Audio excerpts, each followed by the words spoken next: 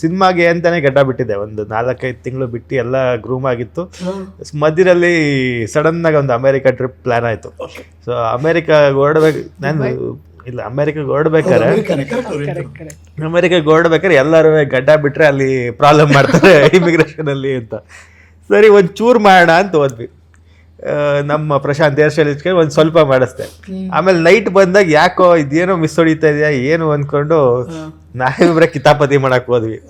ಅದು ಒಂದ್ ಕಡೆ ಜಾಸ್ತಿ ಒಂದ್ ಕಡೆ ಕಮ್ಮಿ ಆಗೋಯ್ತು.